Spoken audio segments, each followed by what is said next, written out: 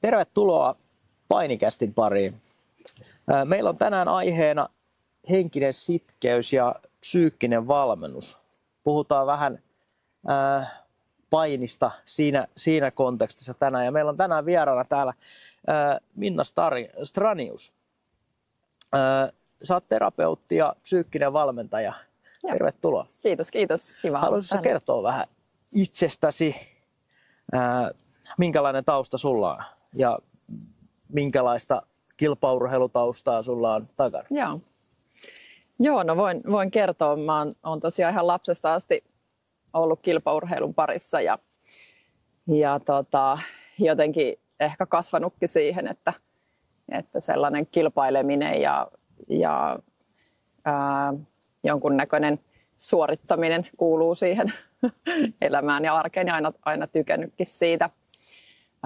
Jatkoin kyllä sitten ihan tuonne reilu parikymppiseksi ja aitajuoksu oli mun päälaji ja siinä kansallisella tasolla sitten päässyt maistamaan ihan sellaista vähän totisempaakin harjoittelua, tavoitteellista harjoittelua.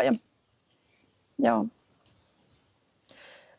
Miten nämä sun kokemukset urheilijana on sitten muokannut sun näkemyksiä tähän psyykkiseen valmennukseen ja miten se on vaikuttanut siihen, että sä oot päätynyt tämmöisen asian pariin?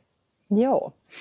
No mä oikeastaan mietin vähän enemmänkin tuossa jo aikaisemmin, että siinä mä oon kuitenkin aika semmoinen rauhallinen ja harkitsevainen ihminen, mutta sitten jotenkin jo lapsena mä löysin siitä urheilusta sellaisen, että silloin jotain ikään kuin tapahtuu myös mielessä, kun pääsee kilpailemaan ja löytyy jotenkin sellainen vähän villimpi puoli tai semmoinen, että löytyy sitä sinnikkyyttä ja sisua ja semmoista. Eihän sitä silloin vielä ajatellut, että mistä tässä nyt on kyse.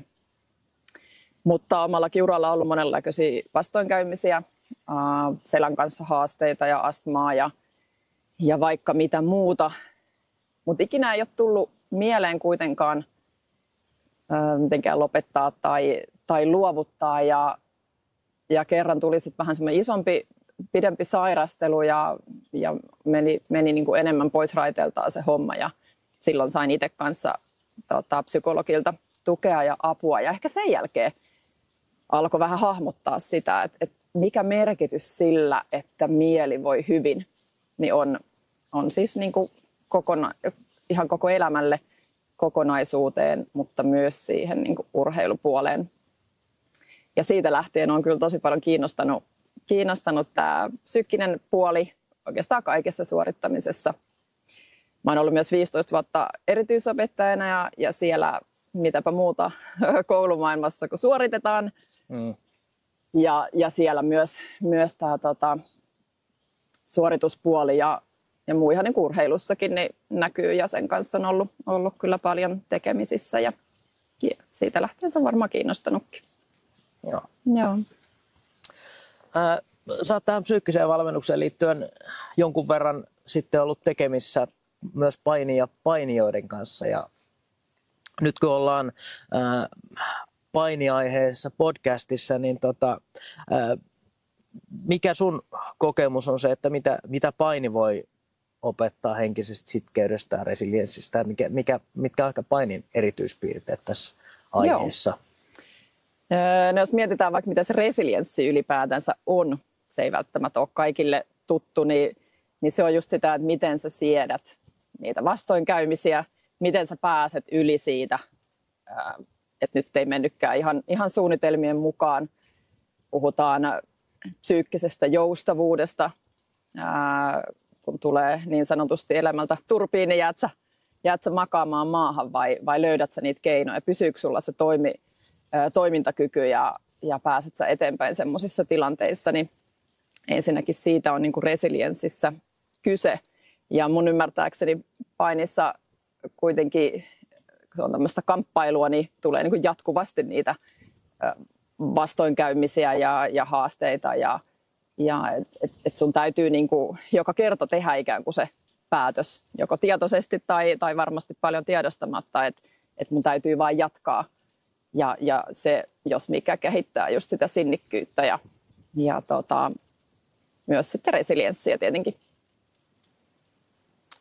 Joo, ja se on painissa, niin kun, jos ajattelee painijan isänä, niin itsellä on myös yleisurheilutaustaa. Mä kamppailu-urheilu harrastanut sitten aikuisella iällä kilpailu jonkun verran siinä, mutta se, että mitä on niin kun itse huomannut se ero, niin ne on paljon isompia juttuja, se kun sä kamppailuottelussa voitat tai häviät niin kun, tunteiden puolesta, Joo. kun jos mä muistan itsellä, niin välillä saattaa olla sille, että metsästettiin vain jotain, vaikka tiettyä aikarajaa. Ja sitten totesin, että no 300 tai sekunnin kymmenystä nyt tällä kertaa jäi ja pari viikon päästä uudestaan. Mutta taas sitten, kun on semmoisia lajeja, missä silloin kun kunnolla häviät, niin kaveri tekee susta ne pisteet ja pyörittää siellä matossa ja sä niin kuin häviät jollekin toiselle henkilölle, niin se on kyllä semmoinen niin kuin just näin. Varmasti psyykkisen puolen kannalta siinä kilpailussa aikamoinen. Ja sä et voi etukäteen tietää, että missä kunnossa se toinen tulee siihen, että todennäköisesti just vaikka yleisurheilussa sä itse tiedät, että oot sä nyt lähempänä sitä sun ennätysaikaa vai kauempana, mutta sä voit valmistautua painissa niin hyvin kuin sä osaat, mutta sit sä et tiedä, miten hyvin se toinen on valmistautunut, niin siinä on niin kuin vähän erilaisia elementtejä. Näinhän se on. Jos siirrytään ensimmäiseen tämmöiseen isompaan teemaan, eli kilpailujännitykseen. Voisi kertoa vähän, mistä siinä kilpailujen jännityksessä on todellisuuskysymys, eli mistä se niin kuin ihmisessä kumpuaa se kilpailujännitys? Joo. No jännitys on yksi mun lempiaiheista ja itsekin vanhana jännittäjänä niin on niin kuin omakohtaista kokemusta, mutta myös sitten niin kuin kilpailun kautta monta kertaa miettinyt kisoissa, että mitäs mä täällä taas teen, että kun jännittää näin pirusti. Mutta jännittäminen on siis, se on kehollinen reaktio ensinnäkin, eikö niin? Me kaikki jännitetään joskus ja tiedetään, että miltä se vaikka tuntuu kehossa. Ja siinä on kyse, myös kun puhutaan kilpailemisesta, niin toki siitä, että siinä on jotain odotuksia.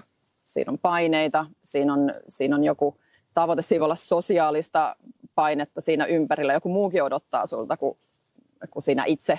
Toki välillä voi olla niin, että ne oman pään sisäiset odotukset on kaikista voimakkaimmat. Sitten siinä on kyse myös oikeastaan niin kuin tulkinnasta. Miten sä itse suhtaudut niihin jännitysoireisiin. Et nyt siis me tarvitaan jännitystä. Sitä ei missään nimessä voi poistaa. Siinähän on kyse niin kuin vireystason noususta. Sä et voi mennä mihinkään otteluun tai muuhunkaan suoritukseen niin kuin flegmaattisena ja sillä lailla, että sun vireystila on ihan alhaalla. Silloinhan siitä ei tule yhtään mitään. Eli semmoinen sopiva jännitys nostaa vireystilan, silloin sun tarkkaavaisuus, sun keskittyminen paranee ja sä oot niin kuin valmiina siihen suoritukseen, paitsi sitten jos se menee yli se jännitys.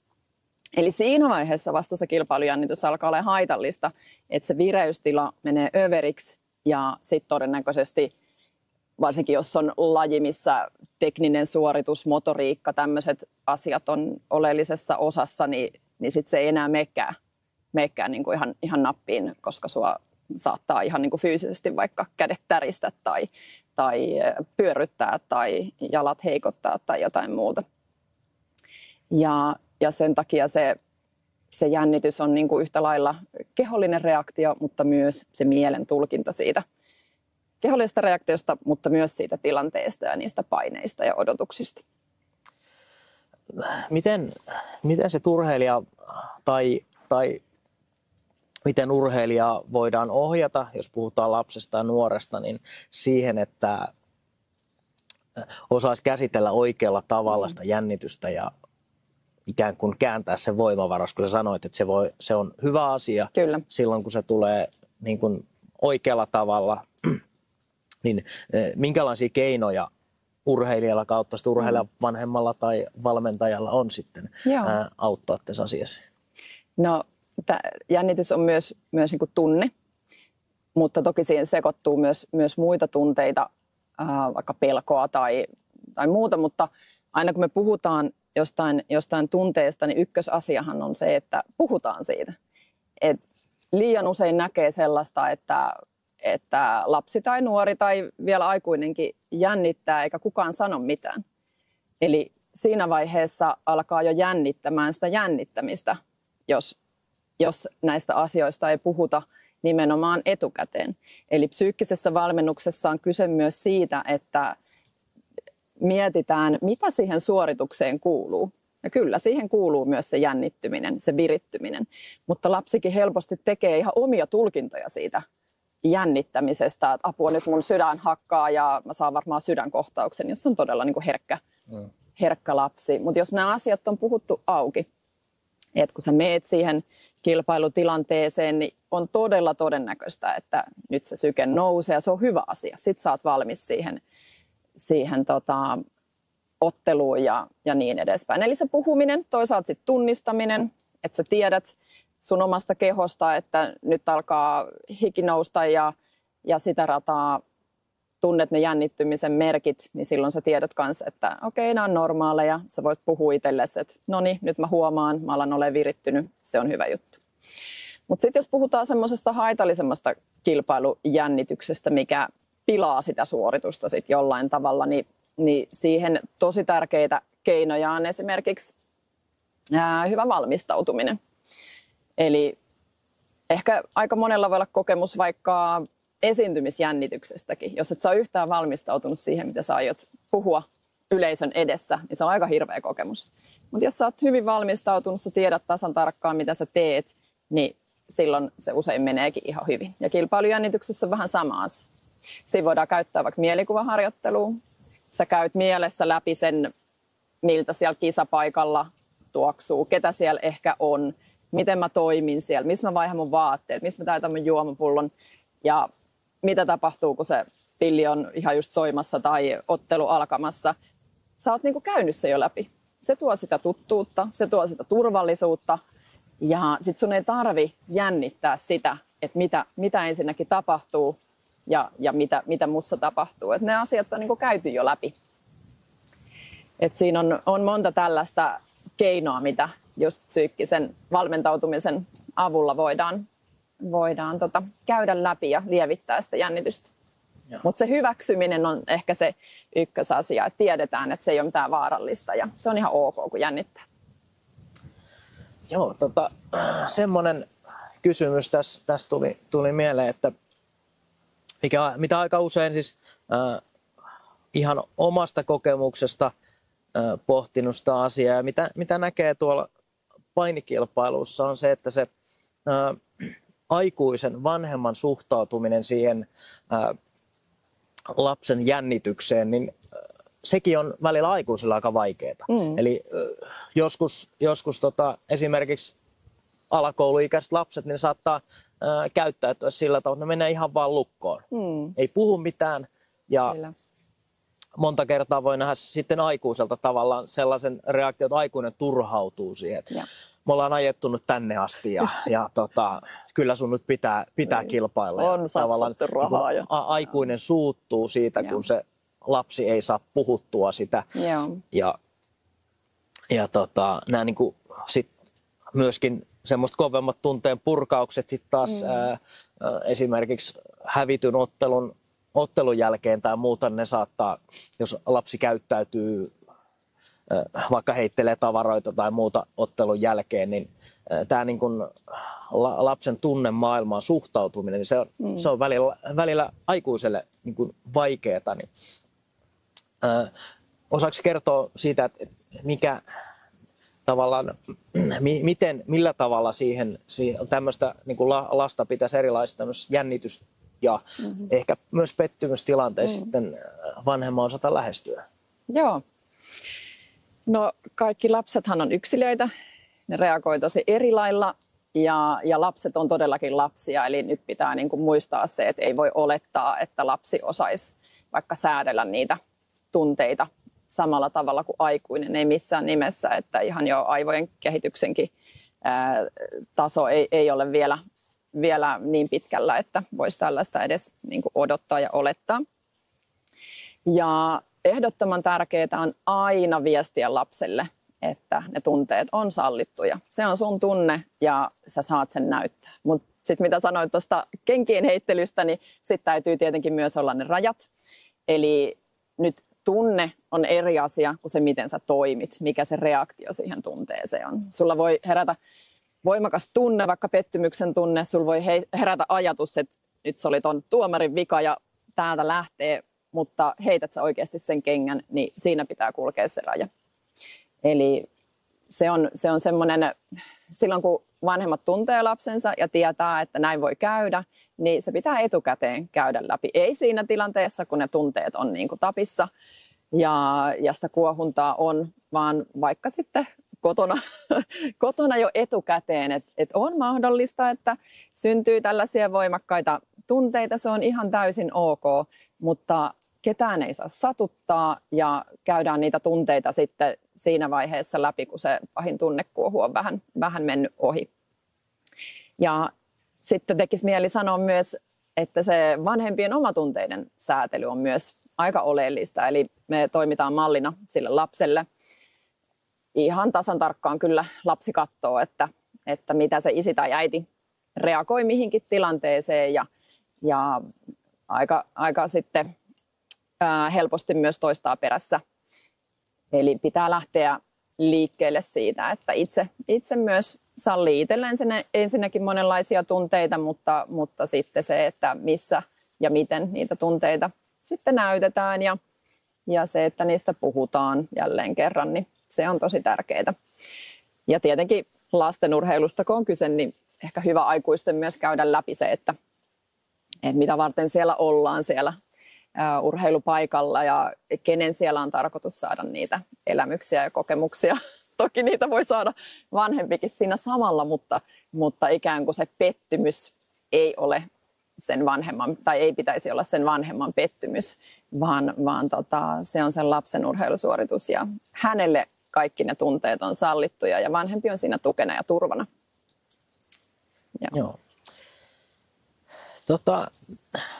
Tuosta kilpailujännityksestä ja siihen liittyvistä psyykkisistä asioista päästään toiseen tämmöiseen aiheeseen, mikä on psyykkisesti myös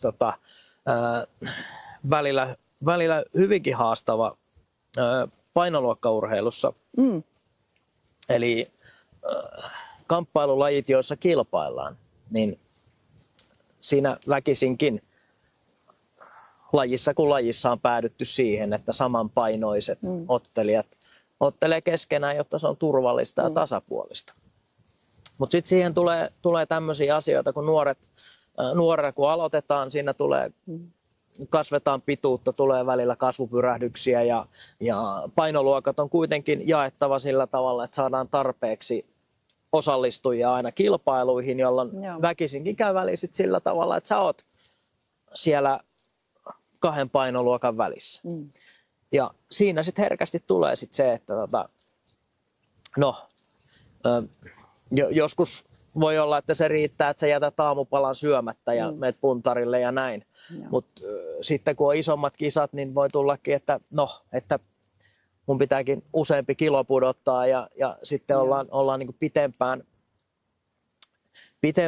pitempään sitten tehdään sitä painonpudotusta ja näin edespäin. Ja yleensä sitten, jos tavallaan se pysyy tavallaan niin kuin järjellissä rajoissa, niin se on sitä, että kehossa on vähän enemmän nestettä ja näin edespäin. Mutta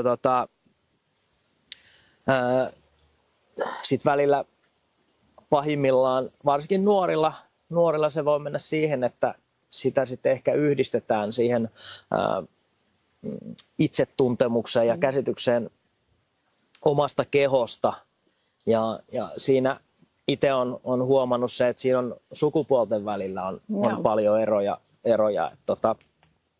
Pojat ottaa mun kokemuksen mukaan arkisemmin sen asian, kun käsitellään sitä, että paljonko sä painat ja mikä painoluokka on jossain kilpailuissa. Ja tytöille saattaa olla paljon herkempi juttu. Niin osaatko avata tätä, että minkälaisia just etenkin puhutaan nuorista ja Joo. lapsista, niin minkälaisia asioita tässä pitäisi ottaa huomioon? Joo. No, mulla ei ole omaa kokemusta lajista, missä tähdätään niin kuin painoluokkaan, mutta mä nyt yritän asettua siihen asemaan, ja nyt kun nostit tässä sukupuolierot myös, niin jotenkin ihan hirveän tärkeää taas jälleen kerran se, että näistä asioista puhutaan niin kuin etukäteen ja puhutaan, miksi näin tehdään ja miten se on hyvä tehdä turvallisesti. Ja nyt täytyy esimerkiksi nuoren naisen kohdalla ottaa vaikka hormonikierto huomioon. Se voi vaikuttaa yksilöllisesti aika paljonkin, tai muutamia kiloja sinne tänne siihen painoon. Ja jotenkin mä ajattelin, että tämä on varmaan todella semmoinen yksilöllinen kysymys, että jollekin toiselle voi olla ihan helppo päästä siihen tavoitteeseen, ja kun toinen voi sitten todella niin kuin kamppailla sen asian kanssa. Ja sä mainitsitkin tuon kehonkuvan. Just nuoruusikä on sitä herkintä aikaa, kun rakennetaan sitä omaa identiteettiä, muodostetaan sitä käsitystä omasta kehosta, voiko siihen kehoon luottaa, miten se toimii ja miten se varsinkin urheilussa se on ikään kuin se työkalu jollain tavalla myös. Niin just se sensitiivisyys siinä, ennakointi, ettei jouduta semmoiseen tilanteeseen, että no niin, nyt tuli tämmöinen kisa, nyt pitäisi äkkiä sitten, en mä tiedä, joudutaanko joskus tämmöiseen tilanteeseen, mutta että pystytään tekemään ne painon pudotukset niin kuin suunnitelmallisesti, koska ihan varmasti siinä sitten lähdetään puhumaan jo niin kuin ahdistuksen tunteista tai varmasti laskee mielialaa jo sekin, jos sulla on vaikka energiavaje. Totta kai se vaikuttaa keskittymiseen ja mielialaan alentavasti, ja kaikki tämä pitää ottaa huomioon. Et siinä pitää kyllä aika tarkalla ja herkällä korvalla sekä huoltajien että vanhemman olla, että missä mennään.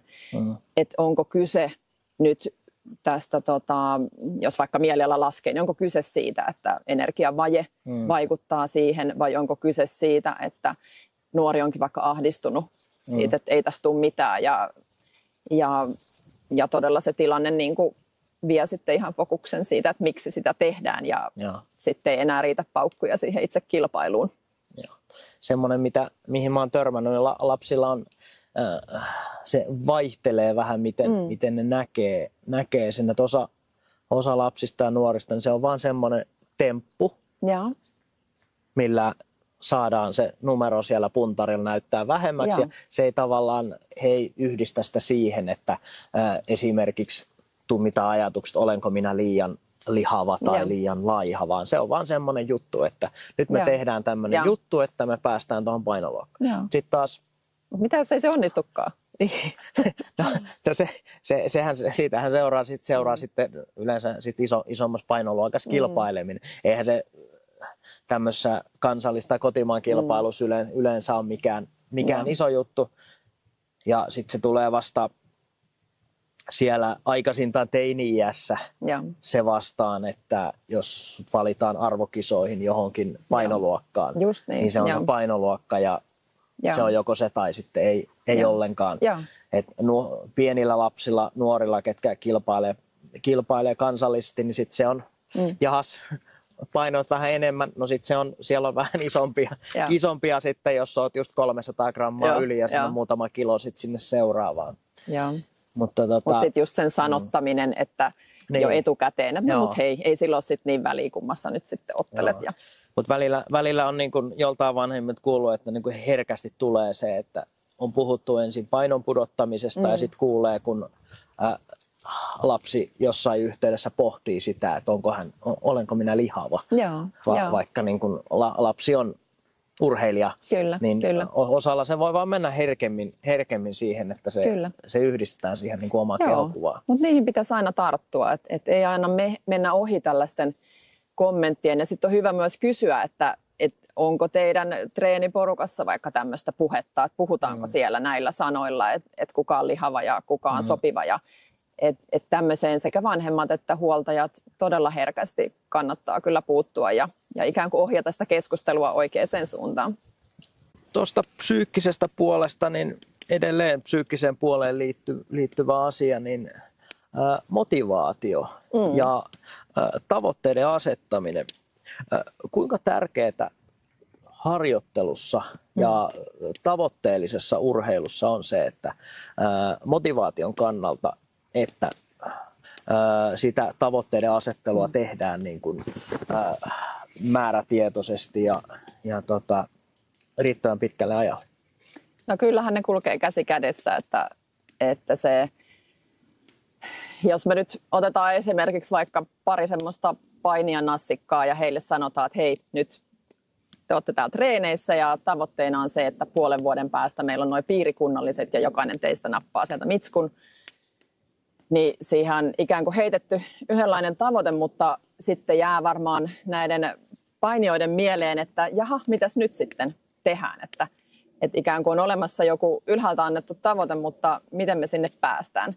Siinä voi aika äkkiä lopahtaa sitten se motivaatio, että varsinkin lapset ja vielä nuoretkin, niin voi olla vaikea sinne hirveän kauaksi asetettuun tavoitteeseen jaksaa pysyä motivoituneena tai edes nähdä niitä steppejä sinne, että mitä tarvitaan, että päästään siihen tavoitteeseen.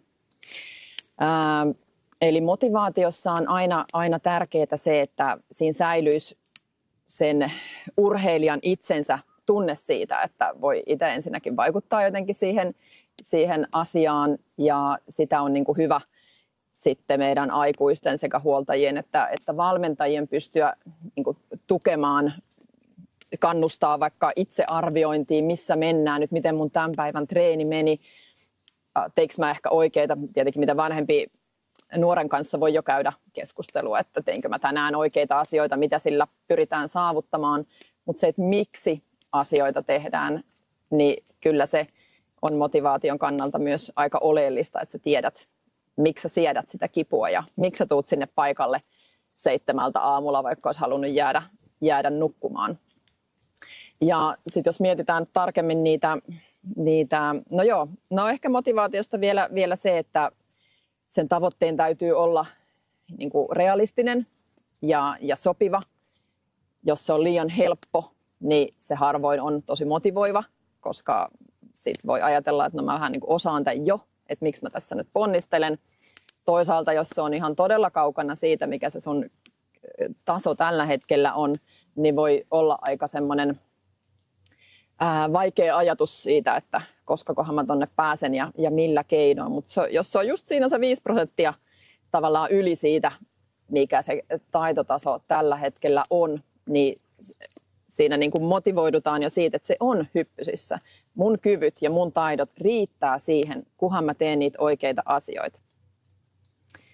Ja toki siinä sitten koko se yhteisön tuki ja kaikki muu sitten liittyy tähän myös, mutta ne tavoitteet, kun niitä lähdetään asettamaan, niin on hyvä olla siellä joku tämmöinen isompi tavoite vähän kauempana, mutta sitten siinä välissäkin pitää olla niitä tavoitteita. Ja nyt jos ajatellaan, että se tavoite on vaan semmoinen, että mä haluan voittaa mun vastustajat, niin okei. Se on tietenkin, kun puhutaan tämmöisestä lajista, niin sehän on ihan hyvä tavoite, että mä voitan kaikki mun vastustajat. Mutta siihen ladataan samalla aika isot paineet. Ethän sä edelleenkään voi tietää, että miten se toinen on harjoitellut ja jos se on sun tavoite, niin miten mä voin vaikuttaa siihen niin kuin oikeasti, että mitä se toinen siellä, minkälainen vastustaja siihen nyt tulee sitten vastaan. Et sen takia, kun ne tavoitteet mietitään tavallaan siihen niin kuin suoritukseen, että mun tavoitteena on kehittää vaikka mun painiotetta, niin silloin se on ensinnäkin semmoinen asia, mitä sä voit mitata ja seurata, videokuvata, tutkia. Sä pysyt kärryillä siitä, missä mennään. Tällä viikolla se näytti tältä, ensi viikolla se näyttää tolta. Ja mitä sun pitää tehdä? Sun pitää olla joku toimintasuunnitelma siihen. Mitä sun pitää tehdä, jotta se näyttää ensi viikolla siltä, mihin tavoitellaan, että mikä se tavoite on. Joka päivälle voi olla joku tavoite. Se on motivoivaa, että sä tiedät, sä oot tullut tänään treeneihin, mikä on tavoite. Valmentaja voi aloittaa sen treenin sillä, että hei, tämän päivän tavoite on niin kuin tämä. Ja siinäkin pitää vähän katsoa sitä yksilöllistä tavoitetta, että ei voi kaikilla olla välttämättä ihan sama tavoite. Eli yksilöllisyys ja semmoinen niin kuin saavutettavuus, niin ne on tosi tärkeitä. Ja monipuolisuus. Että ei aina se tavoite ole niin kuin samantyyppinen, no voita toi ja voita tämä, vaan että siellä on erilaisia. Joku osaa tehdä sen takaperivoltin 2 kertaa putkeen, niin sitten jollain voi olla tavoitteena tehdä se 3 kertaa putkeen, kun toinen vasta harjoittelee etuperin. Et kaikkea vähän erilaista tavoitetta sinne, niin se pitää sen mielenkiinnon myös yllä. Mites jos ajatellaan, että motivaatio jakautuu ulkoiseen ja sisäiseen motivaatioon, niin itsellä ainakin lasten kanssa se tietyllä tavalla se tasapainoilu siinä, että se urheilu on sen lapsen oma juttu ja ne tavoitteet on niin kuin hänen omia, niin tavallaan sehän on niin tavallaan, puhutaan siitä sisäisestä motivaatiosta. Mutta esimerkiksi nuorten alakouluikäisten lasten kanssa, niin välillä saattaa olla, että lapsella on niin kuin joku tavoite, se haluaa saavuttaa jonkun jutun, mutta sitten se ei välttämättä aina joka päivä jaksa tehdä niitä juttuja. Itse olen huomannut, omat lapsetkin oli pienempiä, niin sen, että ulkoinen motivaatio, joskus joku palkinto siihen, että hei, et nyt hoidat tämän jutun, niin isi ostaa sulle jonkun tommosen pienen, on se sitten suklaapatukka tai joku tommonen joskus. Se on ollut ihan toimivaa. Mutta sitten taas välillä joutuu sitten sen lapsen kanssa miettimään sitä, tai puhumaan lapsen kanssa siitä, että ymmärräthän se, että tämä on sun juttu, tämä urheilu, että vanhempien niin kuin rakkaus ei ole siitä kiinni, että kuinka hyvin sä pärjäät. Että näin, niin miten sä näet tämän niin kuin sisäisen ja ulkoisen motivaation suhteen urheilussa, etenkin nuorien lapsilla? Joo. No siinä on ehkä kannattaa aina katsoa vähän semmoista niin kuin isompaa kuvaa, että eihän lapsi pysty miettimään sitä, mikä sen yhden treenin merkitys nyt välttämättä on niin kuin isossa kuvassa. Ja totta kai on ollut raskas päivä koulussa, oli matikan koetta ja kaverinkaan riitä ja kaikkea, niin se voi olla, että vaihtelee aika paljon se vireystaso ja motivaatio mennä sinne treeneihin. Ja jos sä silloin lupaat, että hei, kun tulet treeneistä, käydään ostaa jätski ja sillä se homma menee niin kuin läpi ja loppupeleissä lapsi, kun pääsee sinne treeneihin ja tietää, että innostuu siellä ja vetää hyvän treenin, niin sehän on niin kuin win-win. Mutta sitten pitkässä juoksussa se, että sitten joka treenin jälkeen sen jätskin joutuu käydä hakemassa, niin ei ehkä niin terveellistä. Plus sitten siinä alkaa jo vähän hämärtymään se, että mä treenaan niin kuin jätskien takia. Et silloin on hyvä käydä sitten taas se keskustelu jossain vaiheessa, että mitä iloa siitä harrastuksesta ja kilpailusta on ja mitkä on ne lapsen omat tavoitteet. Et totta kai niin kuin vanhempien pitää auttaa siinä tavoitteen asettelussa just nuortenkin kanssa ja näin. Välillä se vähän hämärtyy, olisi kiva mennä leffaa kavereiden kanssa ja muuta, että ei aina pysy fokus siinä täydellisesti, eikä tarvikaan tietenkään, mutta sitten myös käydä sitä keskustelua, että ollaan puhuttu, että sä oot sanonut, että tämä on sulle semmoinen tärkeä asia nyt tällä hetkellä, että ehkä 10 vuoden päästä ei enää niin kuin ole tämmöistä uraa olemassakaan, että nyt nämä on tärkeitä steppejä ja näin. Että kyllähän se menestys varmasti sen sisäisen motivaation sieltä niin kuin vaatii, mutta just niin kuin sanoin, että se tasapainoilu siinä, että välillä käyttää ulkoisen motivoinnin keinoja, niin onhan se meillä aikuisillakin semmoinen, että nyt kun mä jaksan sinne töihin lähteä, että jos mä illalla sitten syö jotain hyvää ruokaa, niin joskushan se on vähän paikalla. Mikä merkitys sillä on, että asetetaan nimenomaan riittävän lyhyen ja riittävän sopivan pitkän aikavälin tavoitteita sillä tavalla, että siellä on niitä lyhyen aikavälin tavoitteita, pitkän aikavälin tavoitteita, ikään kuin ketjutetaan niitä tavoitteita, niin millä tavalla sitä pitäisi soveltaa? No siitähän syntyy semmoinen niin kuin prosessi. Siinä samallahan me opetetaan sitä, jos ei nyt ihan lapselle tarvitse vielä niin tarkasti niitä käydä läpi, mutta heti kun se on tavoitteellisempaa se tekeminen, niin me samalla opetetaan sitä prosessimaisuutta, että sä et voi vaan yhtäkkiä olla siellä. Tai jos on vaikka joku tosi lahjakas lapsi tai nuori pärjää tiettyyn pisteeseen asti tavallaan olemalla siinä mukana, mutta jossain vaiheessa se työ niin kuin pitää todellakin tehdä ja se on mitä nopeammin näkee se nuori itse sen prosessin, että nämä kaikki vaiheet kuuluu siihen, että me päästään sinne isoon tavoitteeseen, niin kyllä se niin kuin palvelee myös sitten sitä, että se, jos aikoo niin kuin aikuisurheilijaksi asti siinä kasvaa, niin niitä asioita kannattaa kyllä ottaa jo haltuun aikaisemmin. Että lapsella ja nuorella yksinkertaisesti ei ne ajattele puolen vuoden päähän mitään asioita.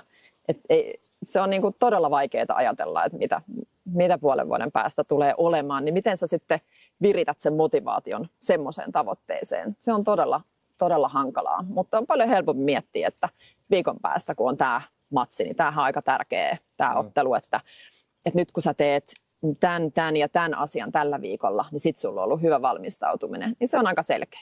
Ja sitten mä vielä kirjoittaisin ne ylös. Et lapsella helposti, nuorellakin vielä unohtuu ne asiat, niin laita semmoinen viikkosuunnitelma taululle tai seinälle tai jääkaapin ihan mihin laittaakaan, mutta siitä sä voit niin kuin ne stepit ihan nähdäkin. Niin se on semmoista järkevää tavoitteen asettelua. Tavoitteiden asettelussa päästään sitten siihen niin kuin harjoittelun jaksottamiseen ja sen myötä henkiseen palautumiseen. Mä oon itse huomannut välillä omissa lapsissa ja sitten myös noissa nuorissa, kenen kanssa on tekemissä, niin sitä, että välillä saattaa olla just johonkin tavoitteeseen liittyen, varsinkin jos on tarpeeksi lyhyellä aikavälillä, puhutaan alle puolen vuoden aikavälistä joku tavoite, niin saattaa olla tosi hyvä motivaatio tehdä töitä ja treenata, varsinkin jos on enää niin kuin pari kuukautta aikaa, niin jaksetaan tehdä sit työtä, mutta sitten välillä taas, jos tavoitteet ei ole selkeitä, niin sitten tulee just sellaisia, että on joku syyslomalla joku harjoitusleiri, joka olisi niin kuin kehittymisen kannalta tosi hyvä. Ja sitten tulee kysymys, että hei, onko mun pakko? Aina kun on loma, niin onko mun pakko olla treeneissä? Ja tavallaan niin kuin tämmöinen, niin mä oon itse miettinyt sitä niin kuin just tähän suunnitteluun, tavoitteisiin ja sitten siihen liittyen sen harjoittelun jaksotteluun ja sitten siihen henkiseen palautumiseen. Niin miten se harjoittelun jaksottelu ja henkinen tai pitäisi tehdä niin, että se henkinen palautuminen tulee huomioitu?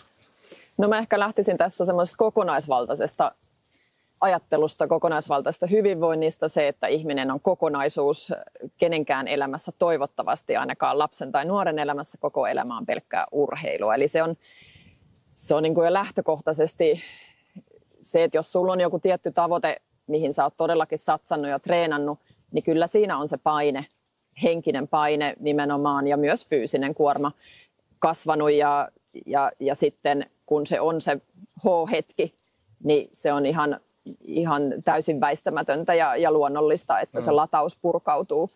Ja kyllä siinä pitää olla jotain muuta kuin sit seuraavat treenit heti seuraavana päivänä tai sitten loma-aikaan just olisi se viikon hengähdys, niin sitten siinä onkin joku taitoleiri, mikä voi olla hyvä, jos ei siinä alla ole ollut mitään niin kuin superkuormitusta, mutta jos se tulee just semmoiseen kohtaan, että sulla on ollut se kaikista intensiivisen kisakausi, niin kyllä sen jälkeen pitää saada niin kuin yksinkertaisesti rentouduttua. Siis nyt jos mietitään hermoston tasolla, niin ei voi olla semmoisessa niin kuin,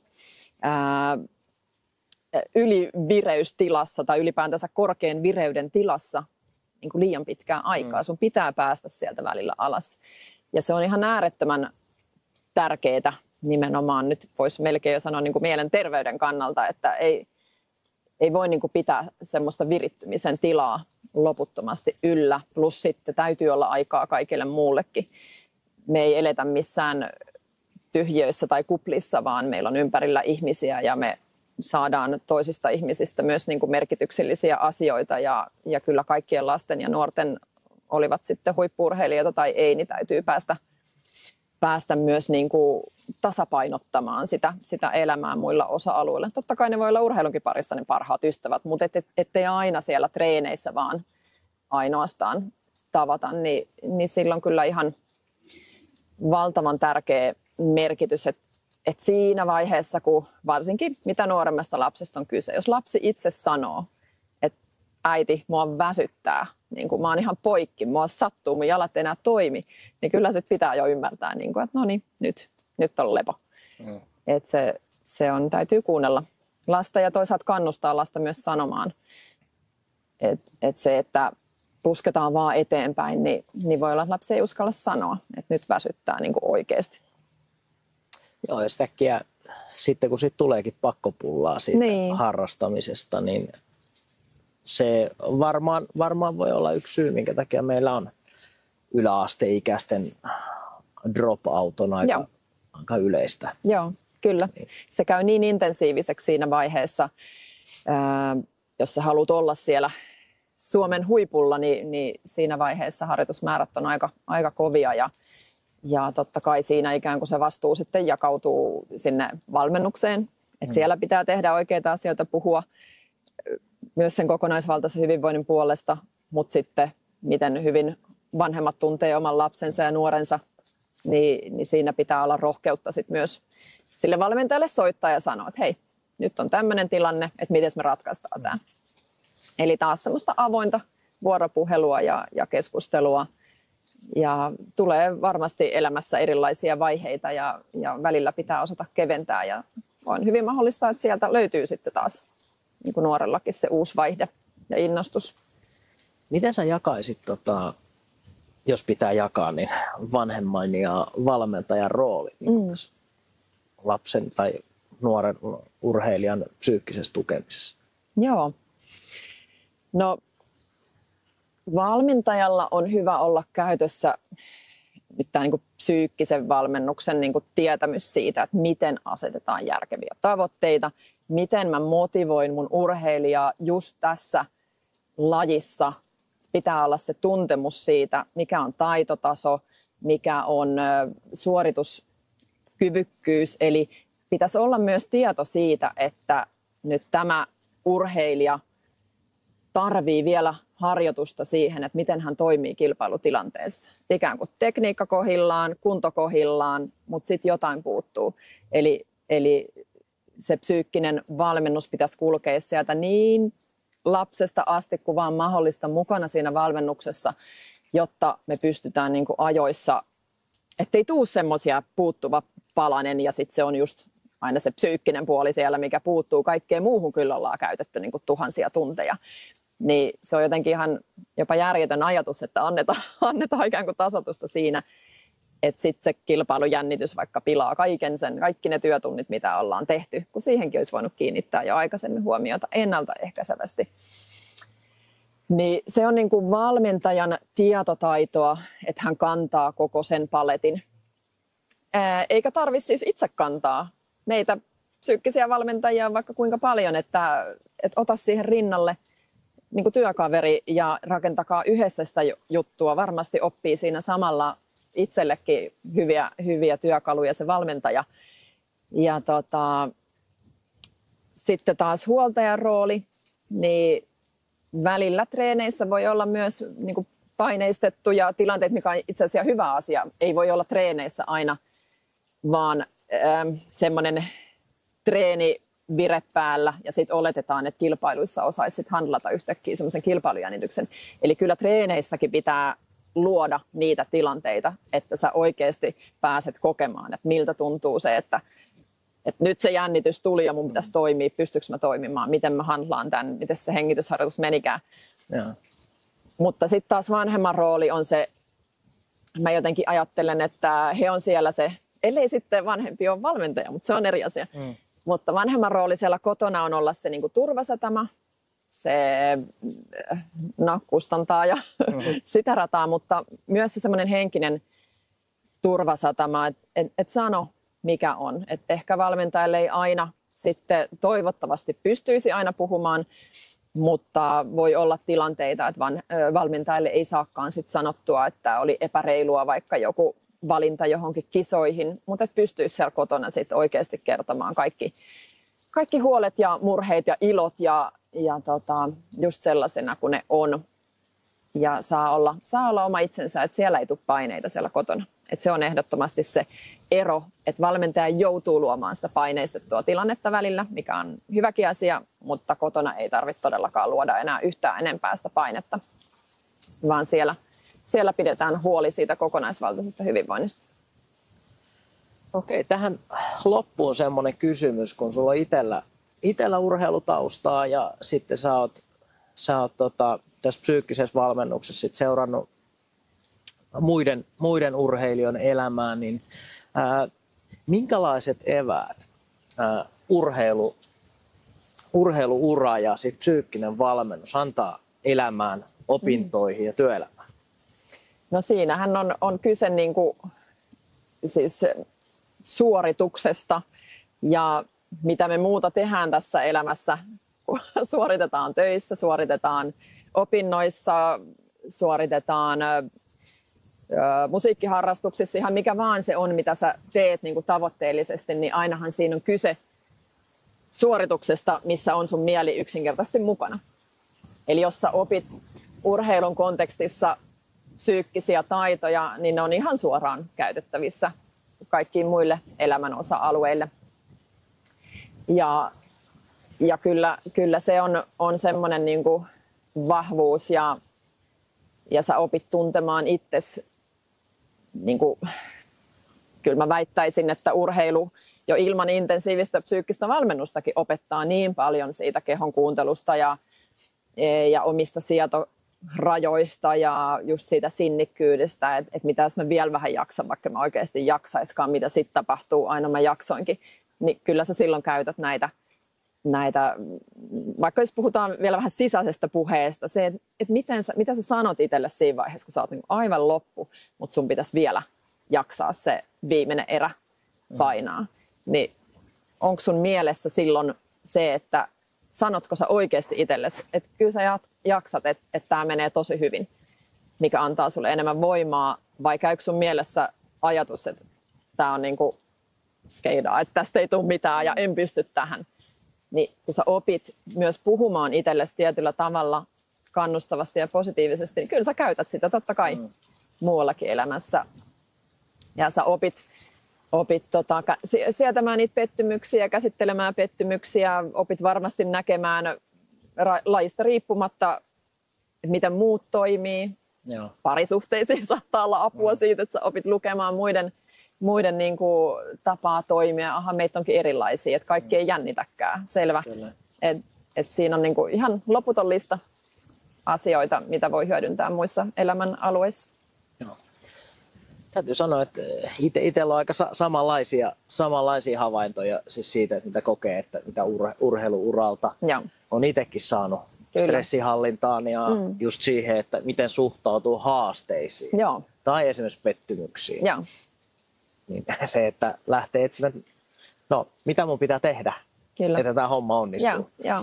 Koska urheilussa tulee niin monta kertaa tehtyä, että okei, nyt tämä ei onnistunut, nyt katsotaan, mitä tehdään, jotta se onnistuu. Niin, nimenomaan. Ja se on Kyllä. Ja omassa työssä usein joutuu stressaaviin tilanteisiin, niin kyllä mä näen, että se sieltä lapsuuden, nuoruuden urheilusta varmasti se stressinhallintakyky, niin kyllä siinä varmasti on ollut paljon niin kuin apua siitä. Joo. Ja siitä jännityksestä mä voisin vielä tähän loppuun sanoa sen, että sit kun sulla on ikään kuin, tämä on myös vähän oma kokemus, sulla on se hirveä halu tehdä asioita ja sulla on sä tiedät mitä sä haluut ja sä todella haluut asioita, niin usein se menee sen jännityksen sit edelle myös. Et vaikka olisi sitä jännitystäkin, mutta se toimintakyky säilyy, niin sitä ei todellakaan tarvitse pelätä sitä jännittämistä, että kyllä se voi kulkea siinä mukana kaverina. Ei se haittaa. Silti voi tehdä asioita ja päästä pitkälle ja saavuttaa niitä unelmia. Tämä on hyvä päättää kiitos Minna sulle, kun olit vieraana. Kiitos, oli kiva olla. Ja kiitos katsojille ja tervetuloa taas jatkossa katsomaan Painikästin jaksoa. Kiitos. Moi.